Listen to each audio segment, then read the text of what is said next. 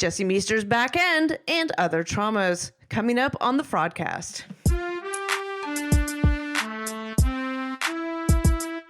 In the States or abroad, no one's safe from the talkers of fraud.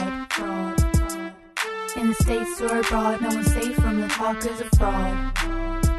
The following goes beyond the show and beyond the gram to bring you all the fraud that's fit to be uncovered. This is the Fraudcast, and now, here are your fraudcasters, Hanakawa and Katrina.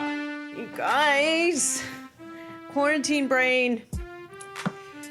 I've had a trauma. I'm sorry. You've had a trauma. I'm sorry. Trauma. A quarantine trauma? Is it? Quarantine trauma. Is your brain turning to mush? It is. If it wasn't for like being, what is the word? Helicopter managed by my manager, I wouldn't know who I am anymore. So my brain's already been mush. I've had mush brain probably since day one, so I haven't noticed a significant difference. Welcome to the Fraudcast, you guys. As with me, as always, is Hanakawa, and as you can hear, Agent C has joined us today, again from an undisclosed location across town. Because COVID. That's right. That Ain't damn no Corona COVID. Chan gonna find me here. Nuh-uh.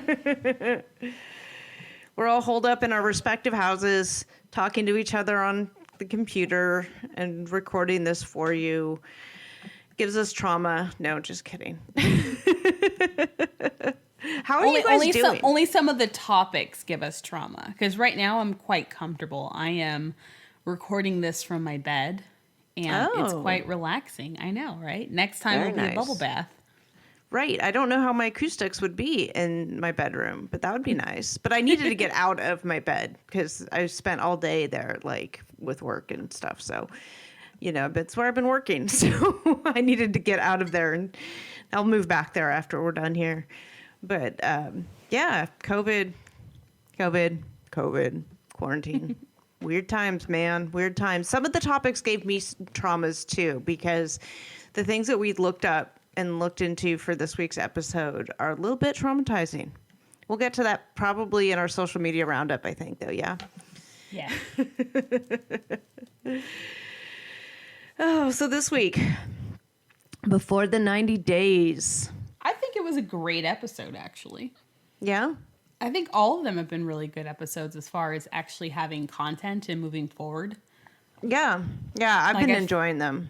Yeah, I feel like I think because the last season was really painful, how it progressed very slowly and then gave us nothing.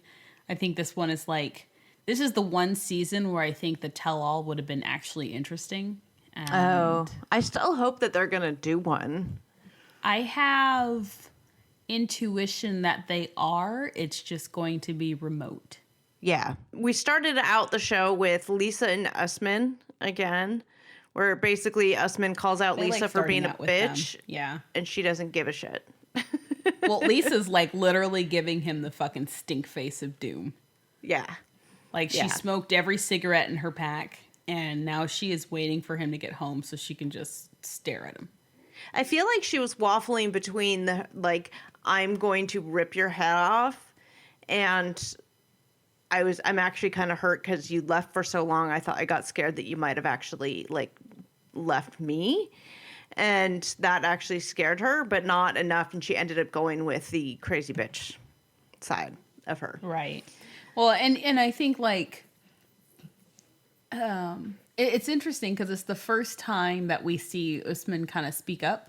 Mm-hmm. Because from the time she lands to this point, it's been nothing but her, pecking him to death. I love the montage that they did. That was when he said, oh, you've been trying to control me or whatever. And then they did this montage, which was all of her, I don't want him going there. And, oh, you're not going to hang out with your friends. And oh, you're not going to do this. You're not going to do this. And it's all her being a controlling bitch. So it was a nice little montage of all of it put together. Well, and I mean, it proved the point. Right. She honestly had nothing nice to say the entire time. She got off the plane and she didn't like that his friends were there. She didn't want anybody touching him at the feature thing. She didn't want his friend, who's also the producer of the music video, to be there. She doesn't want this. She doesn't want that. All of the idiots. Or she says, idiots. Yeah. But, I do not want them. I do not want them. I do not want him there. I do not want him.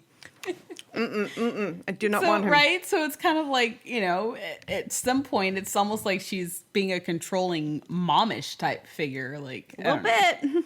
And he's like, you're not a god.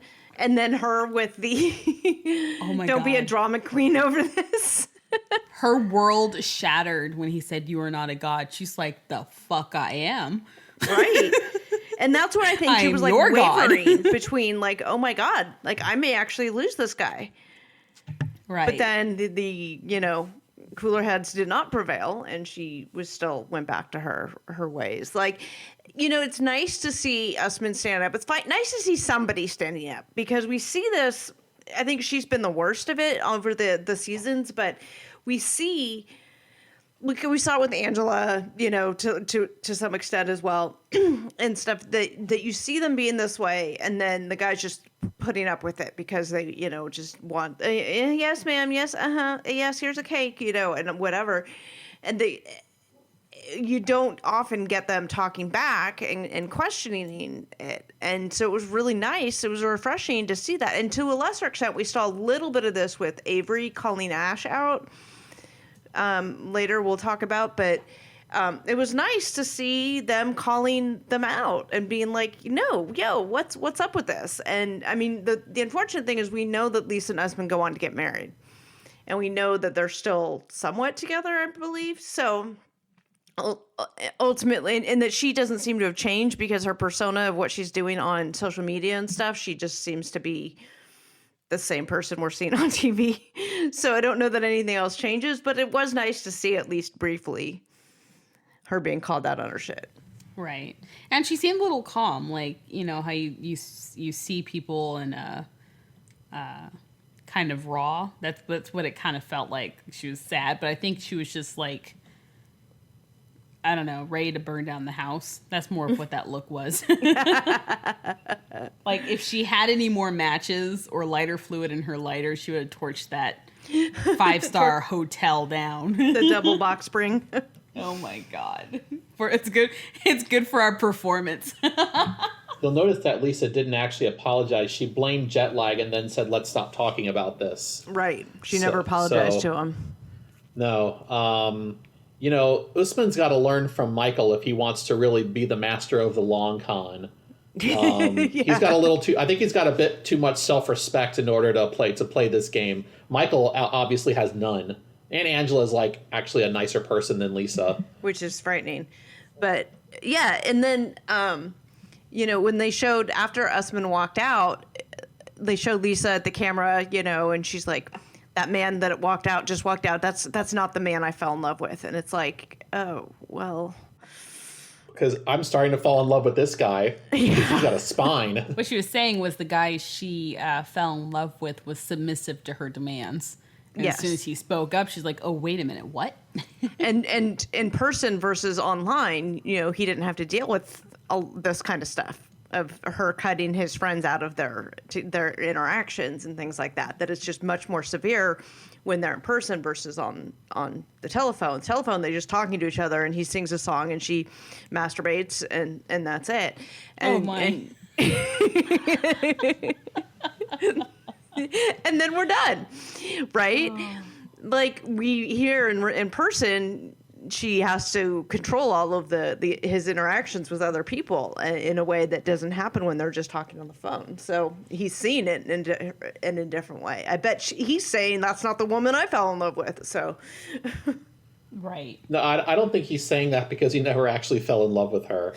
He fell in love with the idea of going to the U.S. Right, which he says. That dude is real. That dude keeps it real. He's like, I just want to go to the U.S. and be a rock star or whatever, rap star or whatever he wants to be. Mm-hmm. Well, I mean, there's nothing wrong with wanting to go to the U.S. if you say or claim you so happen to found love, and right. This love is going to get you there, right? Sure, why not? Right? Sure. I mean, okay. Yeah. But yeah, their whole scene, their whole segment takes place in that room. Like, they don't leave that room. Right. that she's just been chain smoking in for the last, hour and a half. I pointed out in a post that there's no smoking sign. I'm like, no smoking at the Ritz. Right. And there's this cup that she's using that she's commandeered as an ashtray. Oh. That's one of those rare moments in life when you can smell a picture. Right? Nice scratch and sniff. That's what we need. Yeah.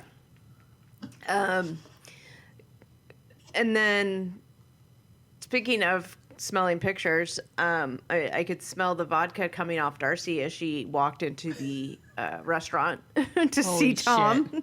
Holy shit. Like, oh, holy shit. Their whole scene. Yeah. So, I thought that they were going to string us along for longer. I thought we were going to be fucked with and dingled, like Darcy says, but... Get dingled. They're going to dingle Darcy for us. Right. So, I mean, there's a lot about this scene. I think stuff even transpired afterwards on Instagram with Tom's posts as well. Mm-hmm. Uh-huh. But overall thoughts, I'll let you go at it since Tom's your man. Tom's my man. I think it was going along just fine.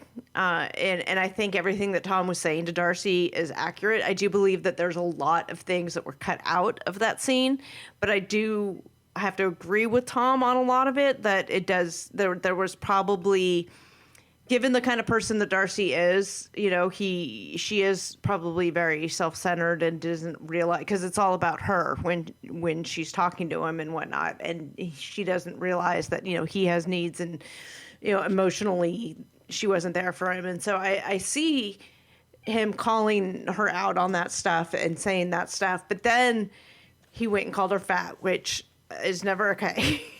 Right. But here's what I know about that particular situation. That was retaliation for her comments that she had said the first time she met him, when it was quite a bit heavier than he is now. He's like 50 pounds heavier than he is now, because after the show, he saw himself during that season. And he was like, oh, shit, I look like an old grandma or something is what he said. So he lost a lot of weight. And so he lost a lot of weight. So... But her comments, she had made comments about how he doesn't really look, I guess he'll do, or some comments that he doesn't really have an athletic type body, but she's like, that's fine. I can settle on that kind of feeling. So she basically calls him Tubby on screen. So that was him retaliating for that. Now, was that right of him to do? Probably not, no. I'm going to go ahead and say no. He apologizes for it. Yeah, and he I think, apologizes. In the moment, maybe. He apologizes, he apologized 3 times, but deleted, 2 of them and left 1. So, maybe he was, trying to get the right apology out, but, it's just funny because we've already forgotten about those scenes, right? That was before the 90 days. Right. We've already forgotten about it. And so what it comes off as is him saying, hey, I want to, why don't we be the bigger person? I hope she doesn't attack the person, but whatever situation. And then he sits and goes, yeah, so Darcy, I never want to hurt you. And not, then calls her fat. Right. Not have your breasts gotten bigger. Did you do something different with your lips? Is that a new type of eyebrow? No, he goes straight for something that you don't do and comment on a woman's weight. Yeah, ever. And you put on weight, have you? Yeah, no. And that was bad. And he also said in his apology, I think, that it was out of context. But either way, it doesn't matter. He said it, and regardless of the context, it wasn't appropriate for him to say that. So he at least the one that he left up most recently. Right.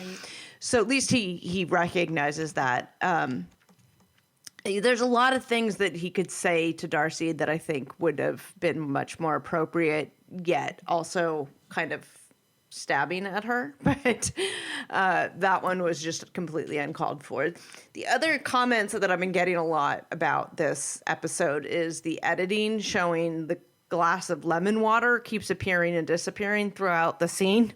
So we know Yes. the editing is bad on this, how they edited it and spliced it. Those are things that you expect, though. Like when Usman is arguing with Lisa, how she's sitting back and then she's forward and then she's sideways and then she's standing. I'm like, is this a same conversation? Because they're bouncing around the room. So yeah, we expect that kind of editing, and we've talked about this before, like that kind of editing mistakes or stuff that we don't generally even comment on because they are so common and that we don't even address them that much. But yeah, that one was one that I got a lot of comments on, was the lemon water. So what do you think that we're going to see with Tom and Darcy going forward? I have a feeling that we're going to go Jesse style with Tom, and they're going to follow him doing silly tasks and socializing, maybe going on vacation. And Darcy is going to be our usual thing of how she's ready for love again, and she has someone she's been talking to Facebook for 3 years that she's basically been dating for 3 years now. So, Oh, the other guy that we're going to see. Right. But that's going to be in Darcy's spinoff, right? She's getting her own show. She is, but we don't know when that is going to start. What kind of footage that will include. But she sells these episodes. Like, if you put her in for 5 minutes just trying on bathing suits, like, I'm pretty sure the viewership goes up because people just love Darcy. She is recognizable. She's almost familiar because she's been there so long that it's just, she's almost like an icon of the freaking show. So, yeah.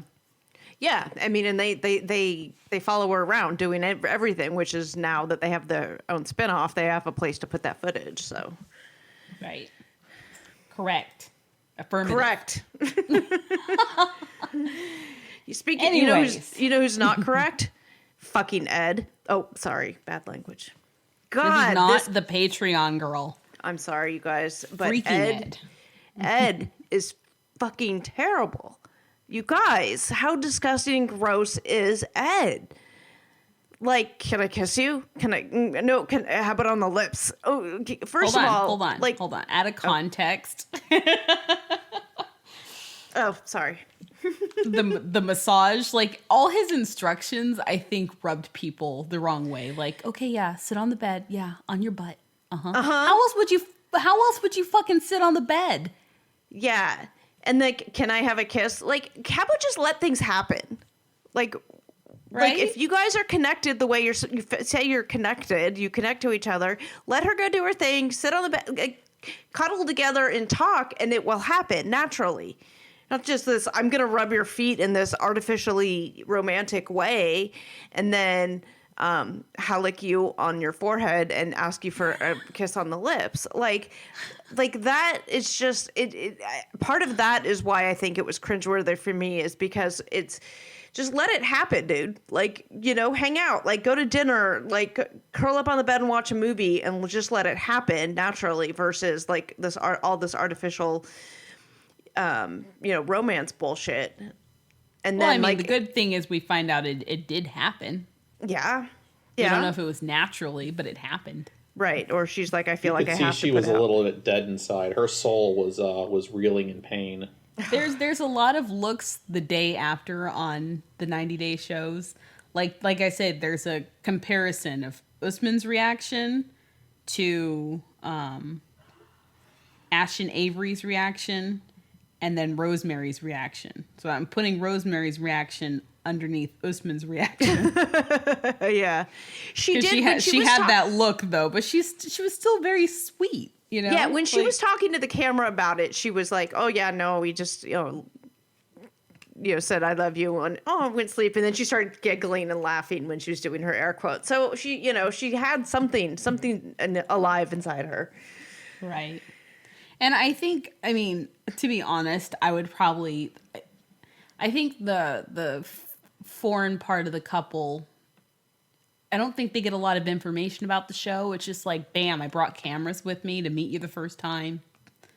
I can imagine that's really off-putting, and any shy person would probably not want that much attention.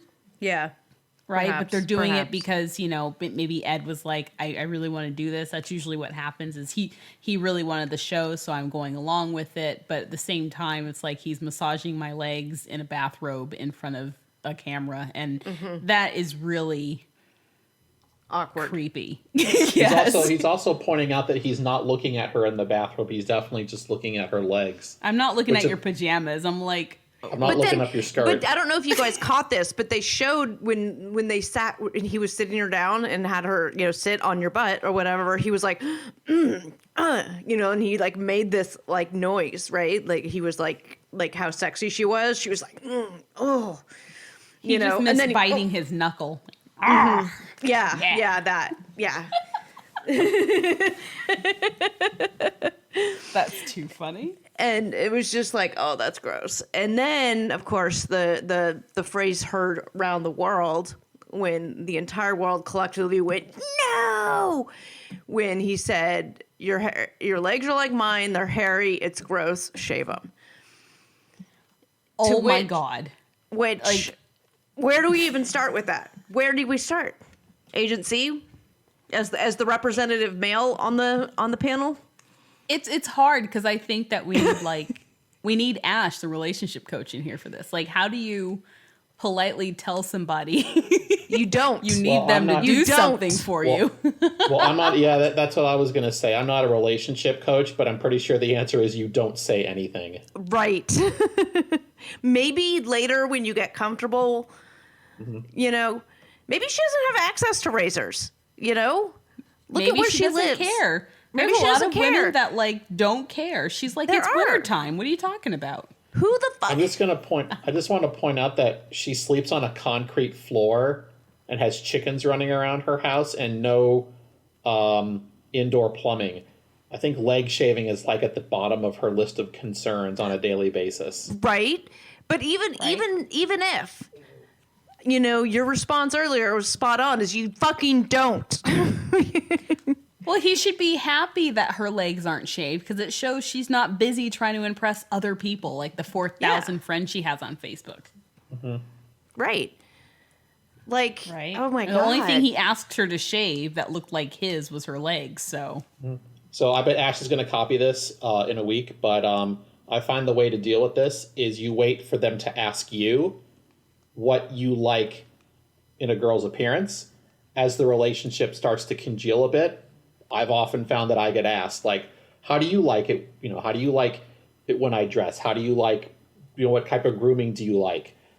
That's when you can let the preference be known. Would Agent J confirm or deny that conversation? I can't speak for her. Can we get her on? I want to know if you've ever asked her to shave her legs and what her she will response. tell you no. What her response would be. No, because we were on FaceTime watching the show last night, and we had this exact same conversation. Not in this level of detail, but she reiterated that the only way to deal with this issue is do not ask because it's not your business. Right. It's not your, and for him to be like, it's gross. You poor, like she's poor. That's gross. No, my body hair. If you don't like my body hair, you can fuck right off. Sorry. Oh, that's right. He did say it was gross, didn't he? Yes. Which makes it even worse for me, is that he actually verbalized that he felt it was gross. And that just makes me like, oh my God. It hits the feminist in me in so many different ways. Like, ugh. So how do you feel about her asking him to shave? Well, I think in the context that she did it was perfectly appropriate because it was like, okay, you want me to shave my legs? You have to shave your face. She didn't initiate that conversation. She only said it in response to him telling her her legs were gross. Oh, okay, your face is gross, Ed. Shave it. I love how quickly she went to go do it though. She's like, oh, okay. And then she's in the shower. I'm like, wait, what? Yeah. I thought this would be like the next time you saw me. I don't know. I think like if that conversation about his facial hair came up in a different manner, like if he had asked her at some point, like, hey, by the way, what do you think about this? What do you think about this? Do you like it like this? Do you like it like this? Because I know Hetero Life Mate has facial hair, and he often will ask me if I prefer it in the goatee or if I look, full beard. And I personally do not care. I don't have a preference. This is facial hair. He can do what he wants. I think he's attractive either way. It doesn't bother me one way or the other. Wear it how you want to wear it. She obviously had a preference. She doesn't like kissing him with all of the facial hair. That's her preference. But she didn't say anything about it until he said, your legs are gross. So. And I'm not saying this to get curry favor with your audience, but it is appropriate to tell a dude you want him to shave, because like at some point in a relationship, you're gonna rub your face against that, and if it makes you uncomfortable, it makes you uncomfortable. Right. It's cool. Just don't surprise us women by just spontaneously shaving, because you take years off your face when you do that. And it could be a good thing and it could be a bad thing. In my guy's case, he shaved everything off and I was like, who the hell are you? Did you end up calling the cops? Did you call Child Protective Services? There's a stranger in my house. There's a 13-year-old who's trying to kiss me. What the hell? Where's your mom and dad? I'm like, I can't do it. I'm like, no. Especially when you don't know them, when they had a smoother face. Like, come on. I mean, it's okay to have a preference. I think men's facial hair is slightly different than a woman's legs. And I think that the kicker on this one was what made Ed's so egregious was him calling it gross. Right. Boobs. Can we talk about boobs? Can we move on to talking about boobs? And yes. Stephanie and Erica's boobs, to be exact? Oh, yes. I think they were the highlight of this episode. Well, naturally. People are like, oh, you didn't tell me there would be lesbians feeling each other up on this show. Erica, and I kind of feel bad because I think Erica had like it in her mind that this date was the perfect thing for Stephanie because she knows Stephanie based on her YouTube persona. Yeah, but they've talked outside of that, Allegedly. Apparently not. Apparently none of these people talk to each other outside of this show. They just met each other. And oh God, but, yeah. She thought it was going to be a fun, based on Stephanie's comfort level with her own body. It seemed like it would be a fun date, but Stephanie took it as being like a commentary on her willingness to have sex with Erica versus her comfort with her own body, which is how I took it as, oh, she's comfortable with her own body. She'll be fine, rubbing boobs or whatever. But it's not supposed to be a sexual thing. Right. And I wonder if the discomfort was, you're in there on a date with the person that you're interested in. Mm-hmm. But what threw me off is there's two other people in that room. Right. Doing the same thing, and I'm like, as comfortable as I am taking off my shirt in front of my boyfriend, I probably wouldn't do it in a room with total strangers. Sure. Wait a minute. I've seen a lot of videos where that's not the case. Are you telling me that like a group of girls sitting around a table in a room full of like sparkles are not just going to get naked as a matter of course? Sparkles do not influence our willingness to take off our bras. The internet lied to me. Yeah, you can't woo your girl with sparkles and expect her to just ride out. The copy man may be able to, though. That always seems to happen. The copy man watching. Or the milkman. So there's two sides of it, right? Because like as a first date, probably not my idea place to go. But if you're going for, I think she was trying to do a sexy date, that would probably be a sexy date. And you get something fun out of it. You get a casting of your boobs. Yeah. Or your partners to take home. Mm-hmm. Yeah, I think she was banking on Stephanie's comfort level with her own body because of what she does on her Patreon and stuff, that since she is comfortable with her own body, that this would be right up her alley. But then Stephanie took it as some kind of commentary on her willingness to have sex or lack of willingness to have sex, and it made it uncomfortable for her. Well, and that stuff can get confused too, right? Just because she's wearing a short skirt, she must want it kind of stuff, right? Mm-hmm. She's asking just for it. Just because you talk about sex on YouTube means you must be ready to fuck all the time. Well, so here's where where my problem is then, because yes, Stephanie's online persona on her Patreon and stuff is this sexual person, and she has said many times, we've seen on the show, that her true personality is not that of the online persona. They're two different personalities.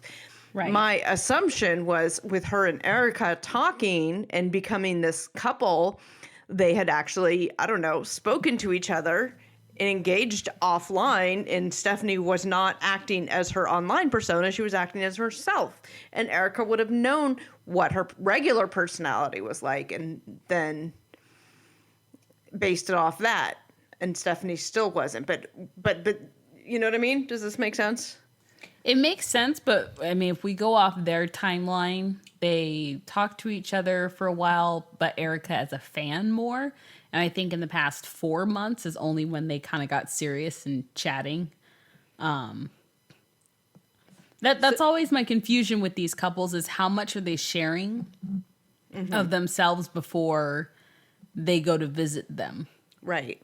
Like, did she keep the face on of her YouTube personality to keep Erica interested? Because that's something you face when you're a YouTuber or a Twitch, streamer, right. Is you have to keep people interested, and people are not interested in your normal self usually. You kind of have to hype it up. They want the persona you put out, yeah. Right. You have to kind of exaggerate a little bit. You have to be a little more animated for the camera. That's how you get views. That's how you get money. Perhaps there was a feeling of, if I'm completely myself, right, because she thinks she's boring and stays inside, that maybe Erica will lose interest because Erica's more like, jet set, go here, go there, do things, party. Who knows? But so how much of her real personality had Stephanie let Erica see? Can Right. I just interject and say that 3 weeks ago she posted a video on her channel saying how I got rich selling my nudes. I kind of don't blame Erica for getting mixed signals here. I've just got to say, all right. Right, but it's like if you were talking to the person and you got to know them, you'd probably know that, you aren't talking to a cam star. We're not, Yeah. She wasn't paying by the fucking minute, like. Right. So, yeah. I don't know. That's a difficult one. But, so they're done with their booby casting, which I have to say, the lady at the boob shop, I'm gonna call it the boob shop, the sparkle shop. Sure. I love how colorful everyone in this area is. Like, it's like a small town. It's very, is it the outbackish part of No, Australia? they're still in Adelaide. Okay. Everything seems very colorful and wonderful there, though. Yeah. Well, I want to go there just because it's like sparkles and all this stuff, and Erica can walk down the street dressed like that and no one's like staring. I'm like, I want to go there. Well, so Tash, her name, the girl who owns the shop or whatever, she and Erica are actually like real life friends. So Yes. yeah, and they naturally gravitated toward each other because they are both such these colorful, glittery personalities that they were drawn to each other. And Right. I mean, there's a huge backstory about that, how they weren't friends and then they were friends and girlfriends and lots of things that were involved. But the story that doesn't matter. Maybe a story for another time. But they are friends in real life. And the other two girls that were there are perfect strangers. So they weren't like friends with them. So. Right. Makes sense. Yeah. Yeah. So then they go to dinner. Then dinner happens. So we were teased with this scene because they put it out on the Instagram teaser of Stephanie is concerned about an app that is on Erica's phone. Mm-hmm. Which is clearly Bumble, but they don't want to have to pay Bumble to use their likeness on the show. Well, right. And I mean, they always do that. They never tell you, like, they don't advertise Tinder. what site Yeah. David's talking to Lana on, it's just kind of like this magical portal. Yeah. Unless it's Filipino Cupid, they're okay with it. It's true. Filipino Cupid. Proud sponsor of 90 Day Fiance. Oh my God. It's terrible. This week's episode sponsored by Filipino Cupid. I'm waiting for it. Actually, I'm waiting for it. It's Oh gonna my come to God, I'm dying. So in usual 90 Day fashion, like no one actually fucking eats dinner. Right. We never if you see go them to eat. dinner, if you go to dinner, it's going to be 15 lines and somebody's going to walk out. Mm-hmm. Right? And leave that poor food sitting there. And people are going to, whatever. In Ben and Akini's case, wrap it up like that. Take it home because I still fucking want it. Yeah, no shit, right? They get I don't even know if they got dinner, but Stephanie brings up that she saw an app on Erica's phone, which a lot of people had a problem with her even looking at her phone. Like, you know, Right. that kind of, you look over and you see them scrolling through things. And notice that there was a dating app, and this dating app happens to be Bumble. And so she confronts her at dinner over it. And so the whole conversation feels choppy, like we're missing more context of their argument. But what it boils down to is Stephanie pressures Erica to delete it. Erica deletes it, but kind of this ruins the dinner, and Erica storms out. But Erica's reasoning for having the dating app is that it has a networking side to it, which is what most people know.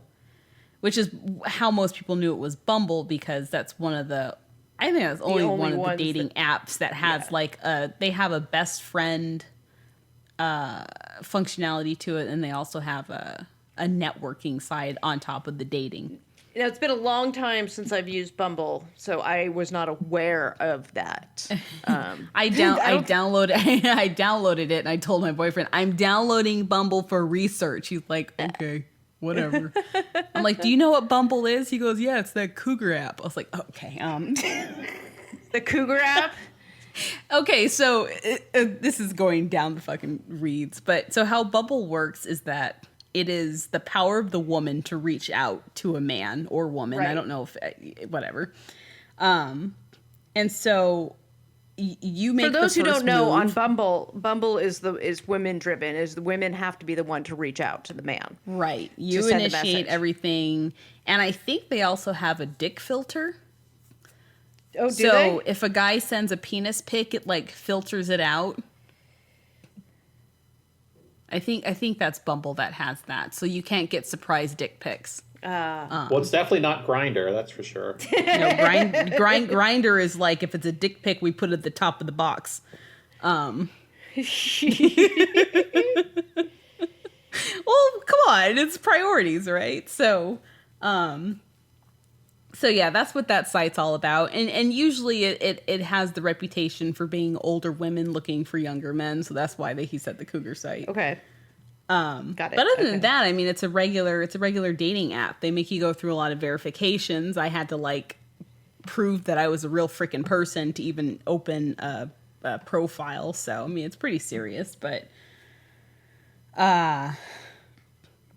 So Stephanie was upset about that, and Erica deletes it. Now there's debate back and forth if that was appropriate, and was Erica's reaction. Well, Erica immediately is over like, the fine, top. I'll delete it. But Stephanie still goes on that she shouldn't have had it to begin with. And Erica's like, what the fuck? I just deleted it. Whatever. I'm sorry. I had it. Sorry. I had it for the networking, Right. but you didn't want me to have it. I just deleted it. What's the fucking problem? And Stephanie goes on and on about how she shouldn't have had it. Right. Well, and I tell people about this, like, when I started dating my boyfriend, he was on, I think, that OK Cupid site or whatever. Mm-hmm.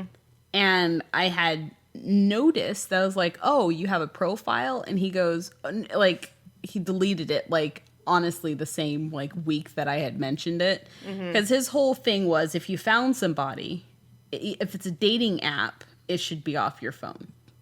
if you're trying to network, there's so many other apps and resources to do networking. Play it safe. Delete the dating app from your phone, even if it has other functionality to it, because it just sends the message of, Right. If the person you're with is truly uncomfortable, and if Stephanie happens to have trust issues from even the past, you don't want to bring that stuff into a new relationship, but Right. it's still there. It's still there. If you have trust issues, like if you're dealing with someone with trust issues, just delete that shit off your phone. Right. And deleting the app doesn't delete your profile, you guys. It's not like you can't just No. download the app later and reactivate. Like your Exactly. profile is still active in there. Downloading the app off your phone does not delete your profile on the site. Like you just have to re-download it, re-log in. Right. She should have went through the settings and deleted account and then deleted the app. But I mean, I can imagine feeling put on the spot like that. Maybe there was a better time and place to ask about the app. Yeah. But maybe not dinner. Maybe not on the second day. Yeah, like at least figure out if you want to be with this person, then be like, okay, that dating app has to go. Right. Right. Yes. Because like right now they're on the rocks, she might need that dating app back. I mean, in Erica's defense, like it's the second day they've ever spent time together. They've only been talking on FaceTime or whatever. Right, but she for does 4 call her months. girlfriend when she's talking to her friends. So she's come up in her head that this is... Erica's not responsible for the nuttiness that goes on in Stephanie's head. No, Erica said it was her girlfriend to her friends. On camera. Yeah. I don't know. We're only going by what's on camera. Because we got nothing else to go by. That's so funny. But yeah, I feel like, you know, with the fight as well, like I think we only got like 8 lines from them. Yeah. I and saw an that app. had to have been. Oh, it's like, for networking. Can you delete it? Sure, I'll delete it. Fuck Okay, off. great. Dinner's ruined. Fuck you. Men's doesn't control me. And she left. Yeah, that was it. Or women's doesn't control me. Right, and that was it. And there was a lot more. From what we understand, that my source in production. I'm trying to get more information, but there's more that was there, but I don't know what it is yet. Right. So much is on the cutting room floor that at this point, okay, whatever. Yeah, So yeah. and then maybe Avery could help them as well, and negotiate their conversation for them. Oh, Avery can or Oh, I'm sorry, Ash. Sorry. I know, we I have need, a like- nephew named Avery, so I keep thinking Avery's a boy. Never mind. Ash. we need to make Ash work and be like, we need your one line advice. To all He's the in couples. Australia. He is in Australia. He could give a session right there. He can give a master class on how to give circular answers and not actually answer anything or talk about anything. No, I Yeah. think Zach from Married at First Sight has that one down. But so Wait, okay, what so podcast am I on? you're on the regular one, not the Patreon. So Speaking of Ash and Avery, yes, so they go. He takes her on a trip, like a weekend getaway to Karen's, and they go and sit on a rock and talk. And Ash talks in circles, and that's pretty much it. So, but I was actually kind of proud of Avery because Avery was kind of calling him on a shit. And I've said this about Ash before, is that I think Ash is so much into his relationship coach persona that he believes his own bullshit. So when he's answering these questions, like he doesn't know how to answer it in a way that's not this relationship coach person. So Avery's like, no, so what is it you're not telling me about this situation with your son? Well, I don't want you to be upset and angry, and so we have to dig deeper into this, whatever. And she's just like, no, just tell me what the fuck I'm missing here. And he can't, because he just talks in circles. All he says is whatever, like, we'll have to dig deeper or something. right? So it's the one sad thing that will always be an issue in their relationship, maybe, who knows, is that she knows the tricks, and so the tricks can't be easily used on her. Mm-hmm. And I say it in this way because my boyfriend and I both went through a Franklin Covey course on active listening and kind of like conflict resolution and things like that, how to negotiate. And so the techniques work though. Like when I'm at work, when I'm dealing with other people, my mom, random people, it works. Yeah. But when you talk to someone and you recognize that they're doing the exact thing that you learned how to, it pisses you off. Because all of a sudden when I'm arguing, he turns into this like, oh my God, I understand. That has to be absolutely frustrating. I'm like, fuck you. I know what you're doing. And damn it, it's working because now I'm opening up to you, damn it. But so I can imagine that. It's always in the back of her mind of, oh my God, is he just feeding me a line or is he actually trying to understand my issue? But they have a very sensitive situation with his ex-wife and a kid and the possibility of the kid moving to America with him. Like, that's not a small coffee conversation. That is... And Avery is right to be concerned about it because when she has what he has told her in the past, which apparently is not a whole lot. And then she has his brother's reaction when they talked about it at dinner, which shows that there's a whole other aspect to this that she doesn't know about yet. So she rightly is concerned about this because, she's a mother herself. She's got 2 kids. She shares custody, with her respective baby daddies. And, one of them is one of her relationships is much better than the other. And so she's sensitive to this issue. And for her to ask Ash for more clarification on this and what's really happening is perfectly valid because that could potentially be a deal breaker for them. Right. And Avery needs to know that. She has empathy on her side because you can side with the mom who's going, oh my God, I'd hate for my kid to be taken out of the country. Right. To go with the dad. But we don't know the dynamic that Ash and his ex-wife have. It could be completely friendly. It could be that their co-parenting style is pretty damn good. Right. Who knows? But I mean, kudos to Avery for wanting to meet his ex-wife. You don't run into many girlfriends or new fiancés that actually want to meet the ex-wife, so mother of the kid. Mother of the kid. Yeah. I mean, there's so many different, Keeney. Stop. I don't know, but there's so many. What's the word I'm looking for? Faucets of what they have to go through because that's tough. So I say kudos to her for wanting to open that relationship, and I hope that is a positive thing rather than a negative thing in the show. So we'll have to. Yeah, because we only got a very brief bit of them, so we'll see what Avery take or what Ash takes from that as they go. Right. I'm rooting for this couple. There's always a couple I root for, and it's these 2. Yeah. Well, and we know that since the filming of the show, Ash has visited her twice in Seattle. You're right.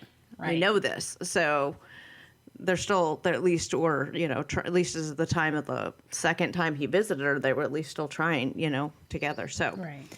Or should I say there's couple. This season is good, though, because most of the couples you can root for. The only shaky ones are Lisa and Usman and, I mean, the catfishes, obviously. Actually, I have hope. I have hope for Lana and Dave. I really do. Oh, God. Well, don't forget, Jeffrey and Varia, that's the one you're rooting to not work. At least I am. I don't know. Whatever. Speaking of catfish. So you... I can't... When I think of Yolanda, I just fucking can't.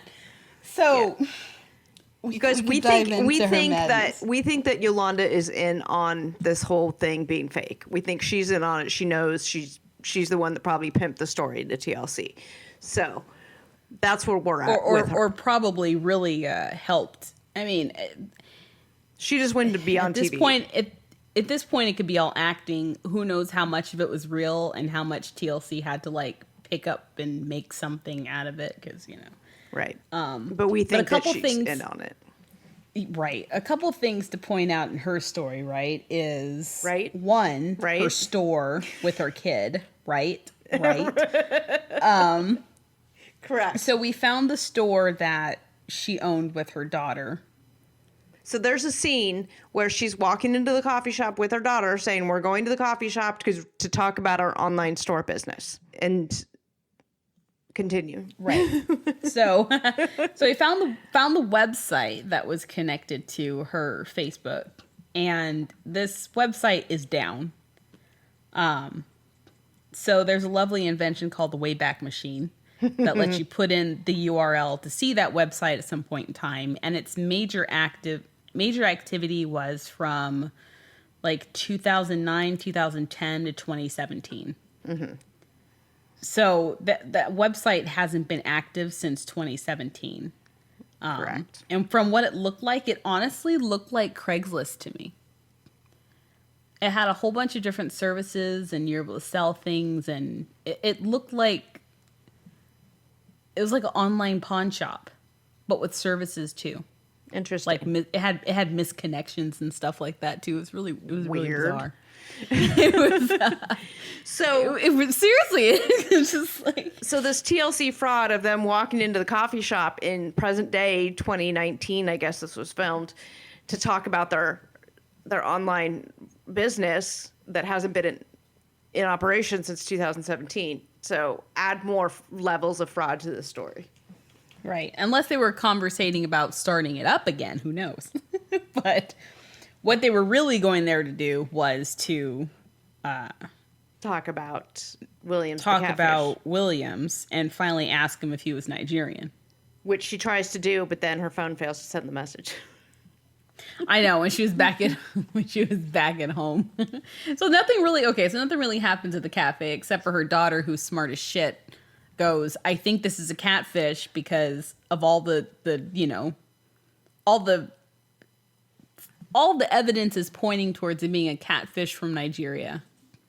And I think even the daughter knows that that's not a British accent, even though I don't know why it's taking Yolanda so darn long to realize that. But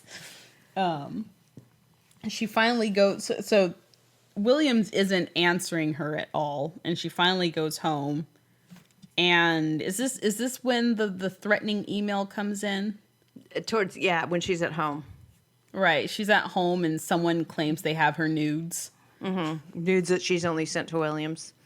Oh God. My favorite part of that scene. My favorite part of that scene was it can't be Williams because Williams has never used that tone with me. Because she can't seem to see. She can't seem to see that the person that she's been talking to might have been faking. Like, she can't see that. No, he's never used that tone with me. She can't. He's so sweet. He'd never say those things to me. And so the funny parts about the scene is when she's messaging him, asking him if he's Nigerian. Like, you zoom in and the messages aren't sending. So regardless of if, there wasn't a SIM card or if there wasn't reception, like what it looks like on other scenes, we have seen where she didn't have a SIM card in trying to send. Right, she's missing the SIM card. There was no reception up top. So it's like, of course he's not going to respond. He's not getting the messages. So, I mean, that's one of the key things to getting a message back is that person getting a message. Another thing I noticed when she was on her email, her name starts with the Y. I think her real name starts with a B. But up in the corner for the email, there's an E. Oh. And usually will pick up on the first letter of your name when you enter it in. And I don't know. That just really confused me because I'm a person about consistency. But yeah, there's an E. I'm like, what is going on here? Lovely. I think that's it with them. Yeah, I mean, that's like, it. she's concerned about her nudes. Yeah. I would call the bluff. Send them. Where are you going to put them? Send them. I mean, if anything, it's like extra grist for the mill for her weight loss book, right? It's like, look how fabulous I am now. Yeah, I'm so great. I'm sending nudes to people. That's something I would have never done. And if she's like, oh, he has my address, he's threatening me, call the police. Come here so I don't have to spend money on a trip to England to fucking find you. To England. Come to me. Oh. But yeah, so I think that's it for the show. We've spent way too much time talking about That's it. it for the show. We did, but it's fun. People are going to be like, shut up. Shut up. What we're going to talk about, Jesse's back end. Now, Jesse there's been a little bit of Jesse recently because he's on What Now, which is the web series. So there's an update on him there. And Right. he also... And this isn't the back end that we see in the shower, so don't get too excited. No. So he has this book that he put out about intermittent fasting. And it's all over Amazon. It's been all over social media. He recently, I think today or yesterday, has gotten very upset about the bad ratings that people are leaving for him. And so he got his panties in a wad and started complaining on the internet. And so we did some digging, and with the assistance of a couple of online, followers. One is named Long Last Ollie, and the other is 90 Days of Lies, who have helped us with some of this back end website coding stuff. Because if you go and look at the coding on his website, we found some we found some shenanigans bullshit illusion. Which is I'll say is probably common illusions for websites that sell things, but at the same time, right, it doesn't help. It doesn't help him. His legitimacy. If he's trying to market himself as a legitimate psychotherapist, nutritionist, or whatever he is that she's trying to use to sell his jewelry and his stuff, these things everything. He's everything. Yeah. So his online store is pretty much as hot of a mess as his breakup from Darcy was. First, if you've been to his store, you'll notice the usual store stuff: shopping cart, random shit to buy. What is it? He's got jewelry. You can buy coffee, jewelry, books, random shit. Skype sessions with him. I'm actually personally attacked by him selling coffee. I'm personally attacked by him selling Skype sessions with himself.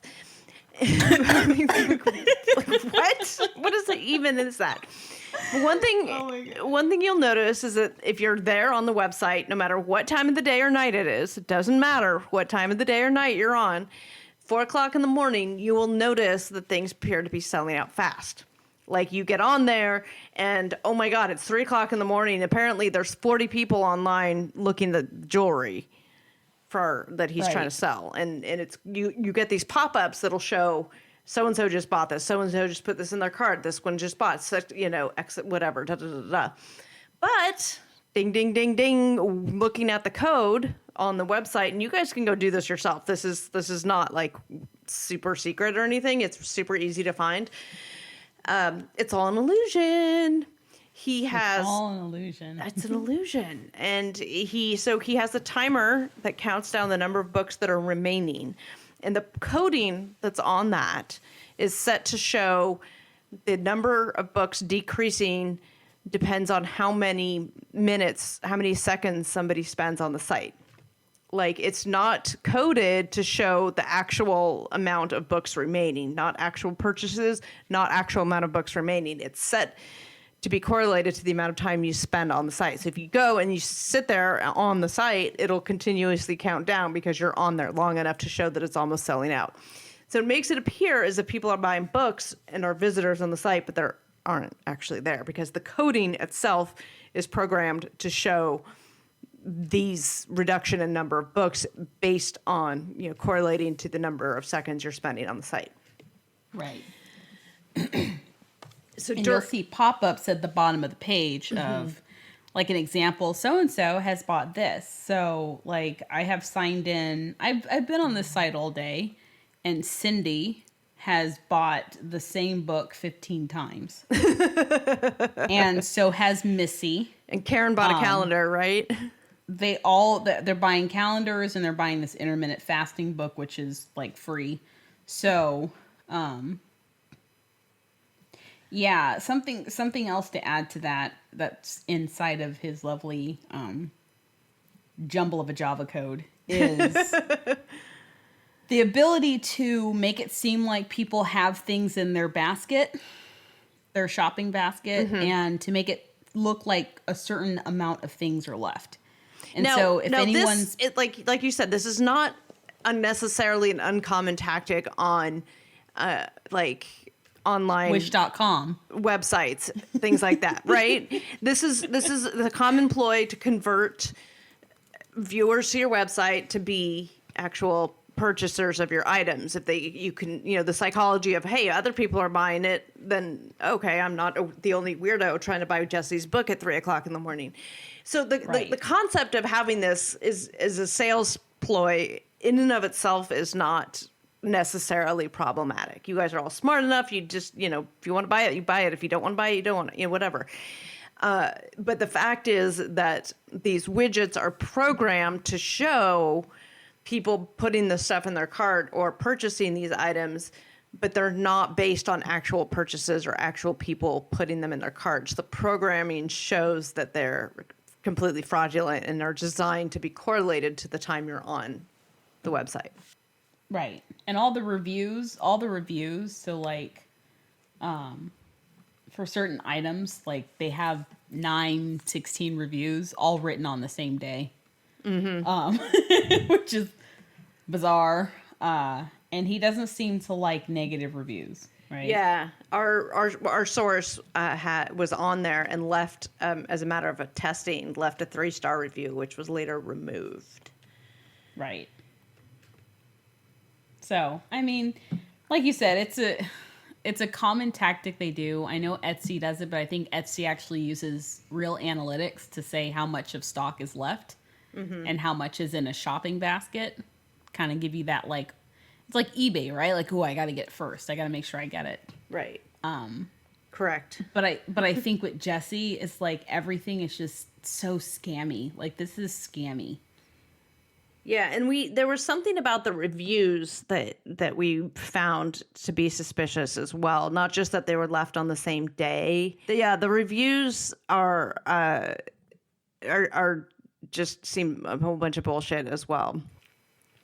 Oh, look, Cindy bought the book again. Cindy bought the book again. Cindy bought the book again.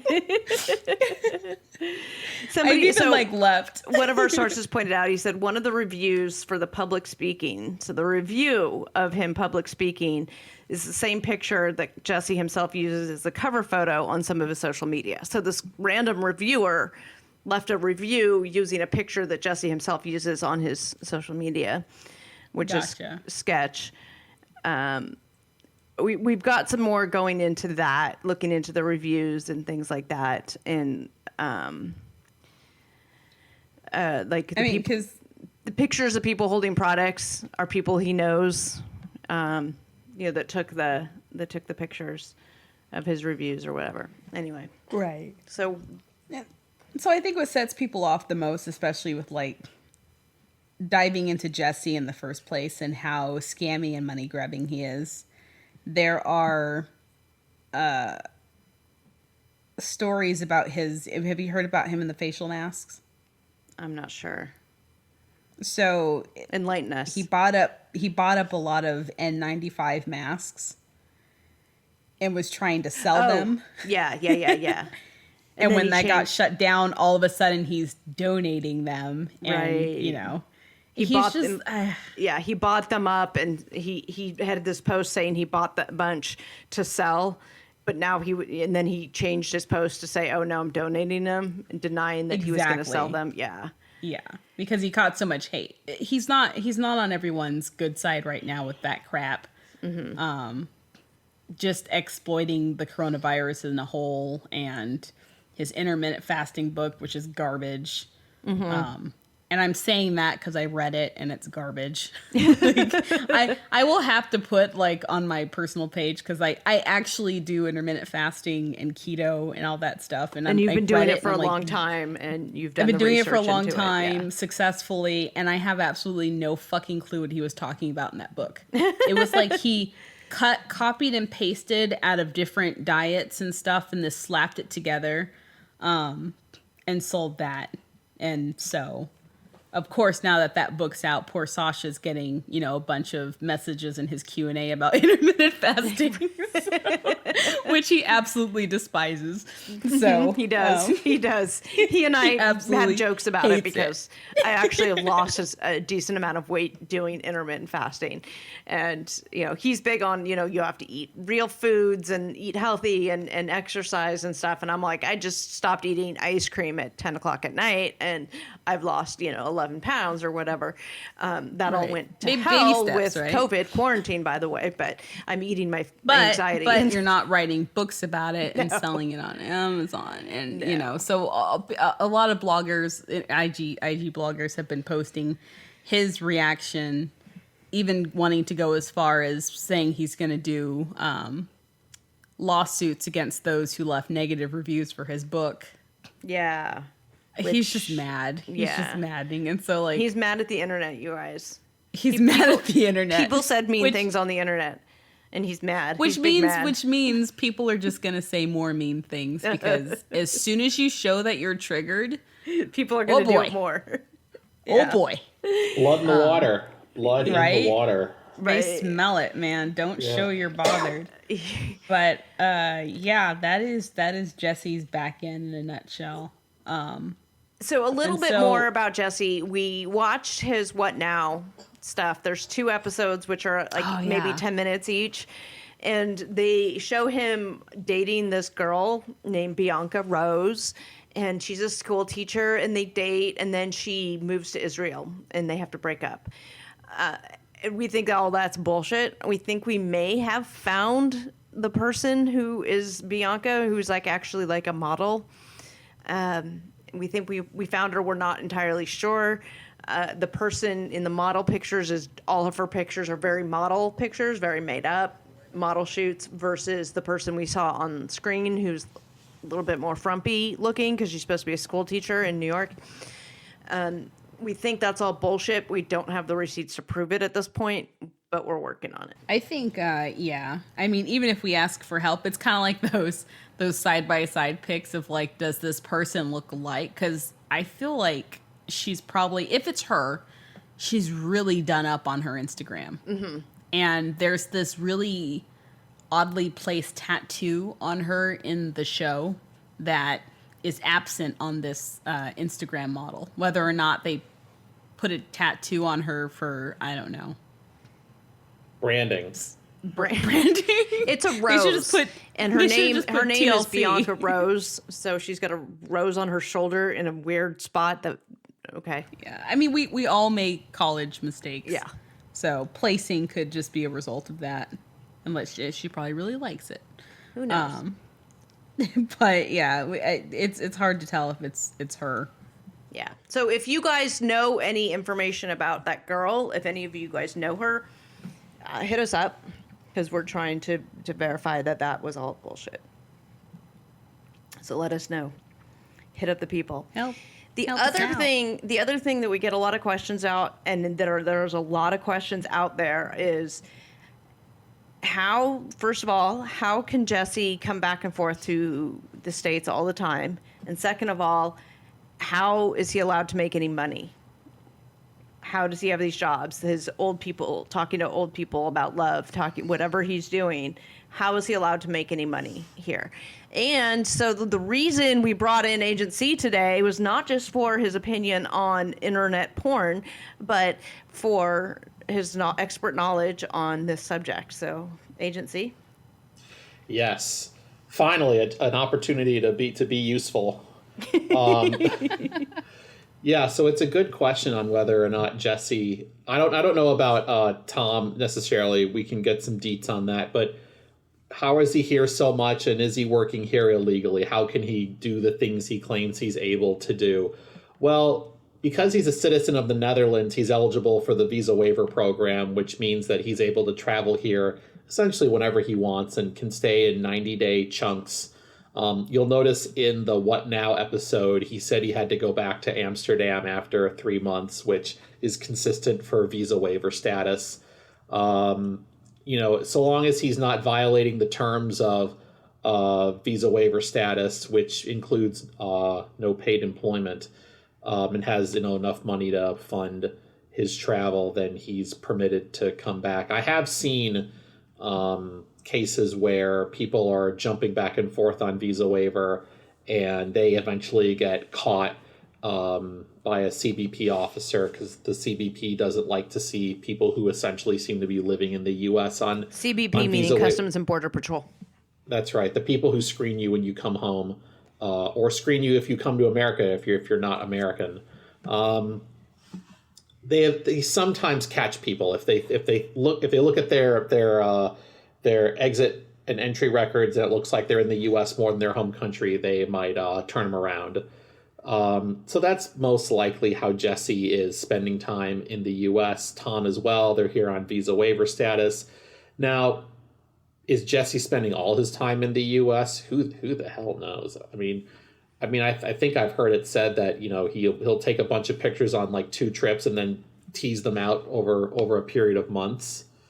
So we don't really know if he's spending all his time in the U.S. unless we have someone following him or Jesse sightings.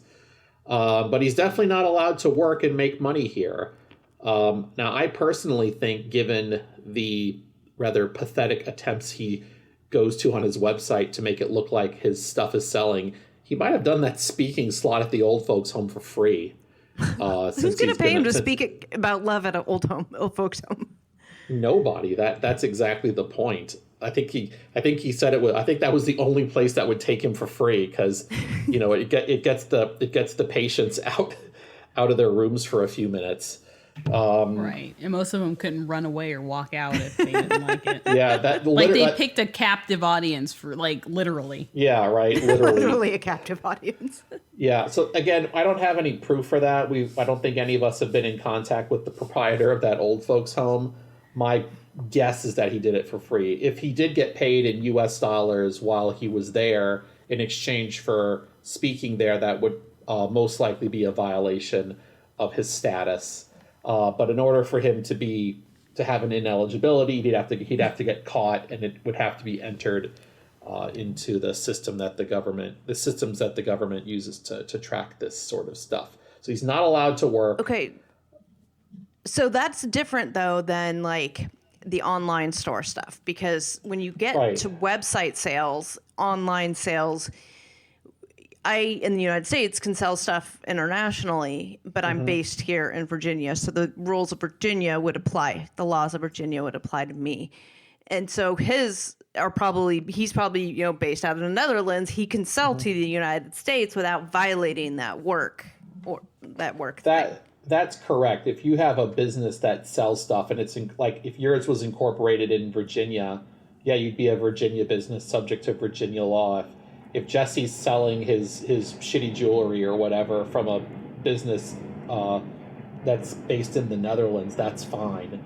It's like coming here for a speaking gig and just getting paid. But if he came here with like a suitcase full of jewelry and like set up a little coffee stand on the corner of a street in New York City and started selling that for money, he'd be in violation of his status. Because that would technically be considered work in the United States. And of course, we don't have access to his bank records or his pay stubs or any of this stuff, so we don't know what the status of, how he's getting paid, if at all, and, what he's getting paid in, or if he's selling his coffee here or anything like that. Like, we don't know the details of that, because you would only know that from the interchange of payment documents between the parties, which we're not going to get our hands on. Yeah, so if I look at this through Occam's razor, which is the simplest answer tends to be the right one, my guess is I would say that Jesse comes here on visa waiver status and probably isn't successful enough to be in violation of his status, because there's nobody dumb enough to pay him money to do anything. Because he sucks. Yes. Well, thank the same would go for Tom, by the way. Although I thought Tom was worked in the UK and just came here for business meetings, which is 100% allowed on visa waiver status. Yeah, he lives here temporarily, and then he goes back to the UK. So he goes back and forth. He's probably just doing that on visa waiver status. If he wants to stay here for longer chunks of time, he may have gotten a B1, B2 tourist visa, but possibly not. Depends on how long he's staying each time. We'll save that for another episode. Maybe he'll tell you. Maybe he will. Maybe I'll when I go get Botox with him after the end of the quarantine. Botox, bonding, and secrets with Tom. That makes for a good Patreon episode. That's going to be good when that finally happens. Speaking of quarantine, it's time for the social media roundup. The quarantine edition. Can that be like? Do we need another soundbite for that? I don't know. 90-day quarantine TLC version. It's happening. It's happening, and the cast didn't even know it was happening. That's the best part of this. So TLC is going to start a limited series. I think they're starting at April 20th. Like Monday nights, they're going to show. Great day.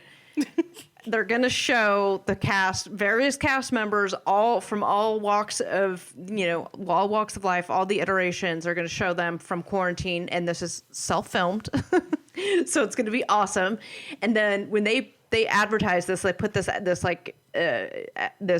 word out about this. They hadn't told the cast yet that it was happening, which was hilarious.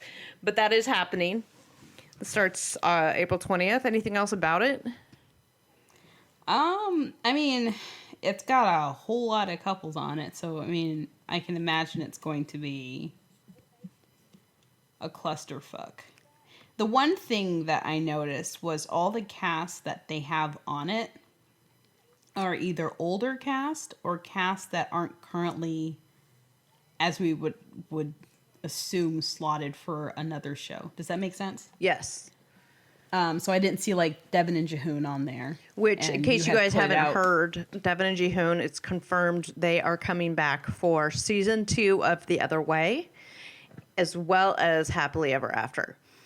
Right. Apparently, Howard, the president of TLC, loves Jihoon and family Jihoon, which is good because we all love him too. So, anyway, go ahead.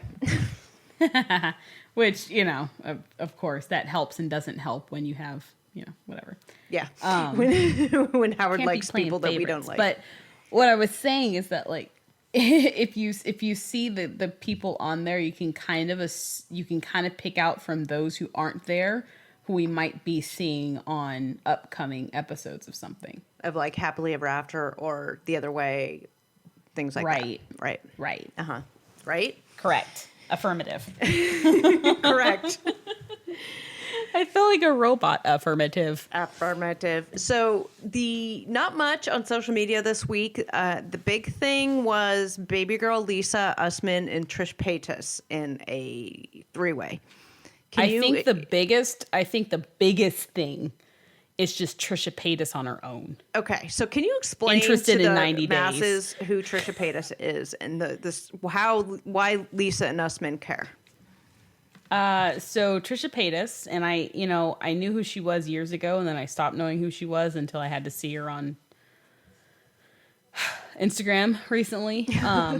She is a YouTube content creator. She also has a OnlyFans, and she's known for her more risque / pornographic personality. She is very... I actually think she does porn now. I obviously am not in her OnlyFans club, so I won't know to the extent of what. But if anyone saw the videos that she put up there for Usman, they get a G-rated taste of what she does. I've been told I've had her described to me as a troll. So she is, a lot of people would title it like clout chaser, maybe. Okay. It seems like she does crazy things for attention and followers. And unfortunately, because the internet's the internet, she has 1.2 million of them. So it's working. But this stunt, you're looking these up for us, right? You looked her up. You're looking her up. Agent C was interested in some of her videos. So if you want a taste of her content, what was it? I finally used a condom is one of her. That's one of her. She posted that like a couple weeks ago, according to this YouTube page I'm looking at. What's some other ones? Oh God, don't auto start. don't auto start.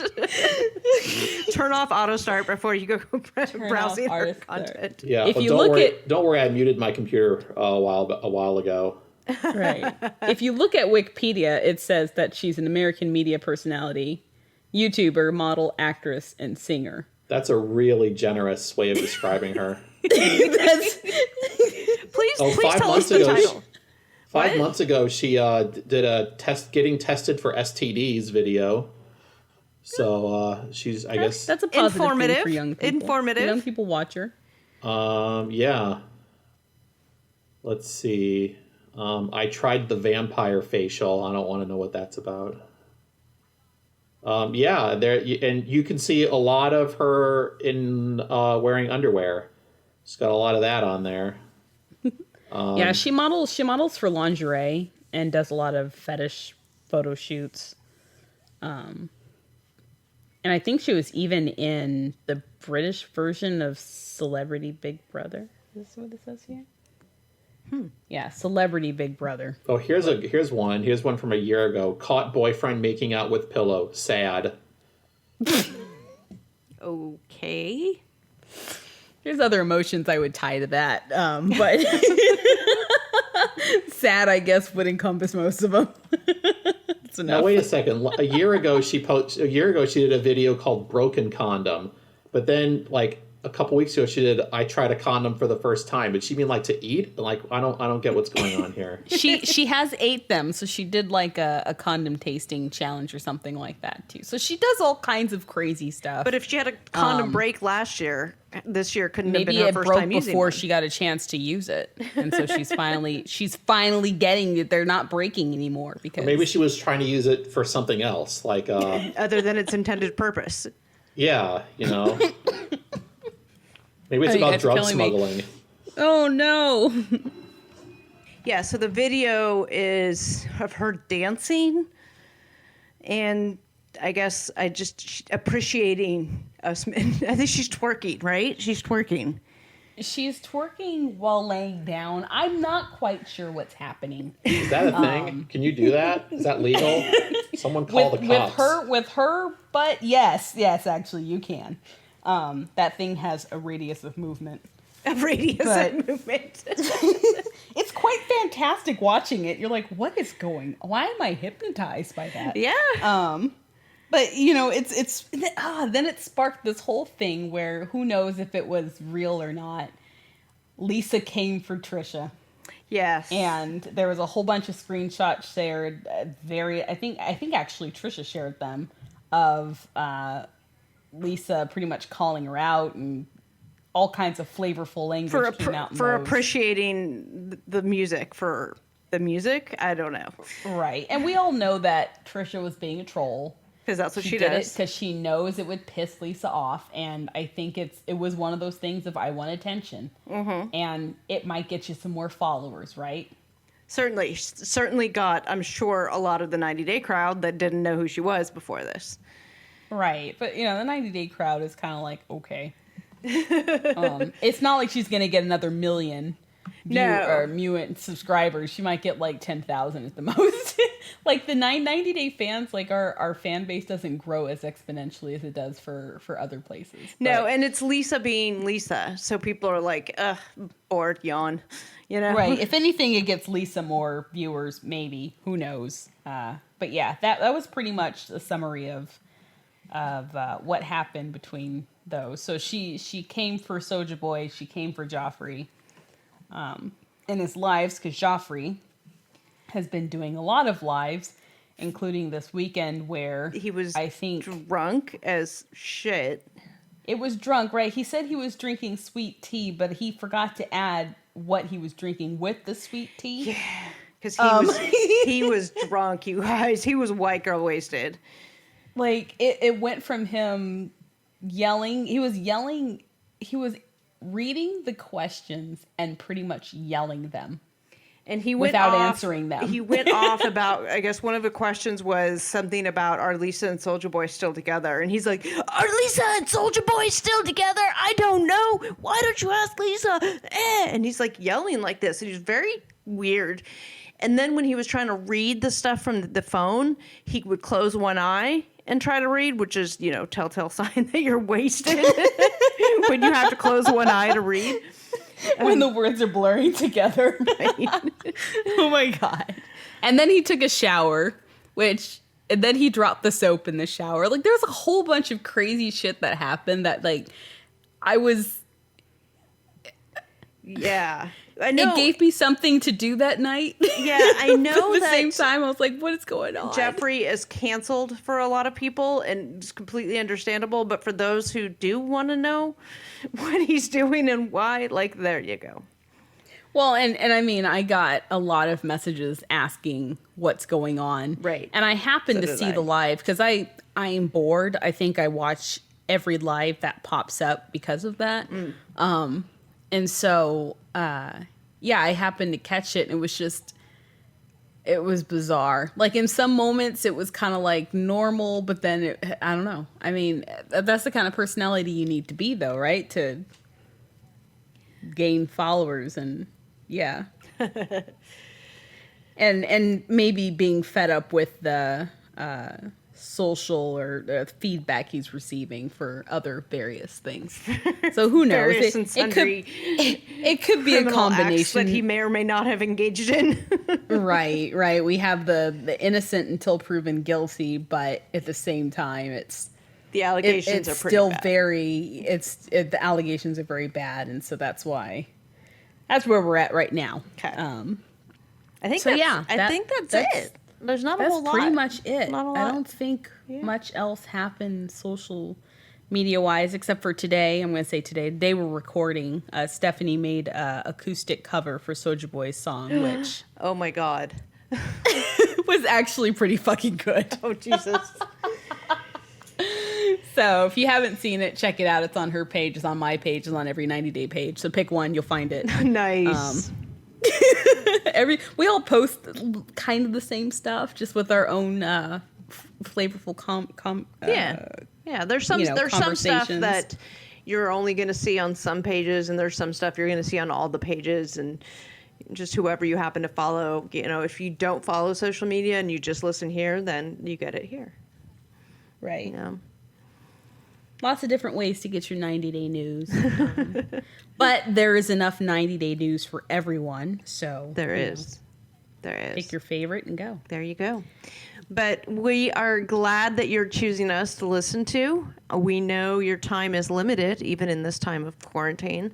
Everybody's listening to different podcasts or watching different shows. TLC is giving us a lot of content, of older content and new stuff and all kinds of things. And we appreciate that you have taken your time to listen to us.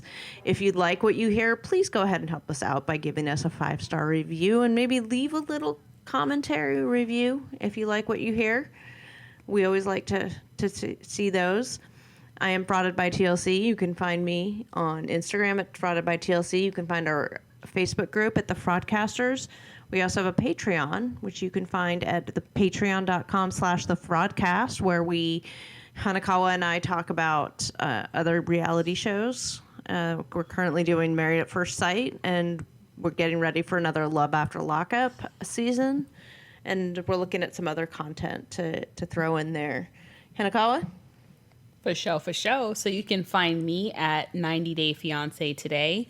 I still get questions on why I changed my name again. And again. But I always remind people that the page I'm using now started off as a personal Instagram and it evolved into what it is now. So it's gone from having a very difficult to understand Japanese name that no one in their right mind is going to remember, to something a little more relevant. So to the content that you are. Right, to the content, right? So 90 Day out. Fiance blank is pretty much the format we all take for our 90-day pages. So it's easier to find. Just remember Today and 90-Day Fiance. 90 Day Fiance today. And Today. Agent C. Yes. Shameless self-promotion. Well, I lurk on the 90 Day Fiance subreddit, though I haven't done anything there in a while. You can find my old Ask a Visa Officer posts there. I also have a website, askthevisaofficer.com, where I offer an array of services which are totally irrelevant right now because no one can travel. No one can get a visa to travel. That's right, but you can still ask a question. You can get a question asking service. If you want to ask any questions about this show or 90 Day Fiance in general, feel free to contact me there. There's a contact form. Or you could ask one of these lovely ladies nicely. I'm sure they'll tell you how to get in touch with me. And we do gather those questions and we compile them for Q&A episodes. So if you don't get it answered right away, it's usually because we're going to compile it for a later Q&A episode. Try to think of something really off the wall to ask. That would be fun. Be fun. Let's make him do some research, you guys. Make him dig into Yeah, he's had it way too easy. He needs to work. Yeah, let's make him earn that non-existent paycheck that he doesn't get for doing this on the show. None of us get for doing this. Don't worry, I don't get paid either, agency. So anyway, so that's it. That's what we got for you. Leave a 5-star review if you like us. Come join us on the Patreon. Come find us on social media. Just go ahead and go about and enjoy your day. And we are the Fraudcast, and we are dumpster diving, so you don't have to. This Fraudcast has been produced and edited by yours truly. Art by Sarah Dawdy. Music written, produced, and performed by Umami. Segment producer at iHeart Reality TV Shows. Further assistance provided by many unnamed fraud consultants.